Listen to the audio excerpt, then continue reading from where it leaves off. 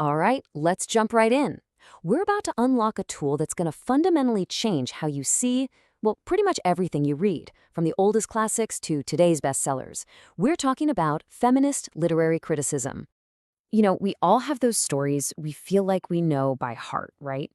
But what if I told you that in a lot of them, there's this whole other layer, another narrative, just simmering right under the surface? One that, honestly, most of us have been conditioned to just not see. I mean, think about something like Othello. Have you ever just sat back and wondered, why does Desdemona's tragic fate feel so unavoidable? So completely tied to whether she's seen as obedient or not? And look, that feeling, it's not just a Shakespeare thing. It pops up everywhere. So many female characters almost seem to exist just as sidekicks or plot devices for the male hero. It's this nagging sense that, we're not getting the full picture. Well, that feeling, it's pointing to something really, really important. The idea that literature isn't this neutral, objective thing? No way.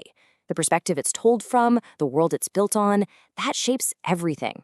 And lucky for us, there's a specific tool, a framework, designed to help us see exactly that. And this is it. This is the framework we're talking about. See, feminist literary criticism isn't about just taking a story at face value. Nope. Instead, it's all about digging deeper. It investigates how things like gender roles and power dynamics, especially inside what we call patriarchal structures, really shape the story and all the characters in it. Okay, so that's the big idea, but how does it actually work when you're, just reading a book? Well, the best way to get it is to imagine you're putting on a new pair of glasses, a special kind of lens. Now, putting on this lens doesn't magically rewrite the book. Othello is still Othello, the words on the page are the same. But what does change is what you see. Suddenly, you start picking up on these hidden patterns, like, wait a minute, who really has the power here, and who doesn't? Whose voice are we actually hearing, and whose is being totally silenced? It just brings all those invisible social forces that built the story into crystal clear focus. Okay, I know this might sound a little academic or complex, but trust me, we can break this whole lens down into a super simple practical toolkit. Really, it all boils down to asking yourself 3 key questions anytime you pick up a story. First up is power. You ask yourself, who's calling the shots in this story? And how does that power structure maybe reflect a patriarchal system, where men traditionally hold the positions of authority and control? Next, you look at portrayal. How are the women actually being represented? Are they complex, real people? Or do they kind of fall into those old, tired stereotypes, the angel, the seductress, the damsel in distress? And finally, number 3, voice. Who actually gets to tell their own side of the story? Do we hear a character's thoughts and feelings directly, or is everything we know about them filtered through somebody else's point of view? All right, let's put this toolkit to the test. Let's actually apply these 3 questions to some classics, because this is where the theory stops being theory and really comes alive. Let's take Ibsen's play A Doll's House. Now, traditionally, you might just see it as a domestic drama, right? A story about a woman leaving her family. But look at it through the feminist lens and whoa, it transforms into this powerful critique of marriage as an institution, especially in a patriarchal world. Suddenly, you see that Nora isn't just walking out on her husband, she's rejecting an entire social system that won't let her be a full person. And that's the key right there. This lens shows you how the personal is actually deeply political. And oh man, speaking of voice and agency, this quote from Jane Eyre just nails it. When she says, "I am no bird and no net ensnares me. I am a free human being with an independent will." Wow. That isn't just a line of dialogue. She is actively fighting back against the world's expectation for her to be quiet and agreeable. It is a full-on, radical declaration of her own humanity, her own story. And what's so cool is that once you start looking for this kind of resistance, you see it everywhere. You see it in Elizabeth Bennet from Pride and Prejudice with her sharp wit, totally refusing to just marry for money. You see it in Nora's famous door slam. I mean, what an act of liberation. And you even see it in the quietest moments, like Offred's fiercely protected inner thoughts in The Handmaid's Tale.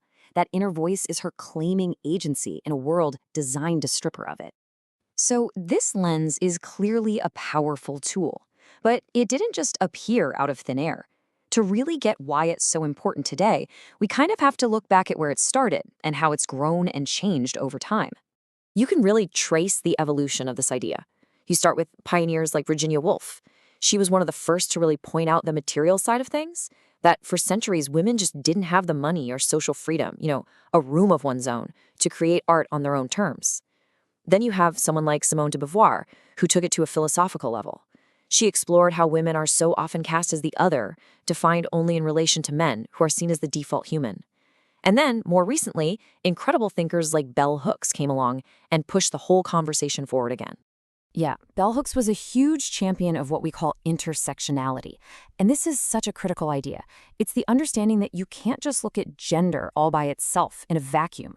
A person's real, lived experience of the world, of power, of oppression, is shaped by how all the different parts of their identity, like their gender, their race, their class, all intersect and overlap. You can't untangle them. They're all woven together. A fantastic modern example of this in action is Chimamanda Ngozi Adichie's novel Americana. The main character, Ifemelu, doesn't just face obstacles as a woman. That's way too simple. She has to navigate the very specific patriarchal rules of her Nigerian culture. But then she moves to the US and has to confront a totally different but just as real web of anti-Black racism and sexism.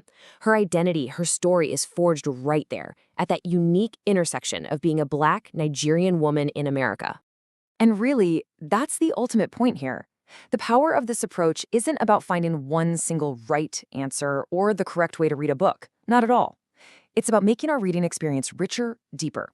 It's about giving us a new set of essential questions to ask about power, about portrayal, about voice.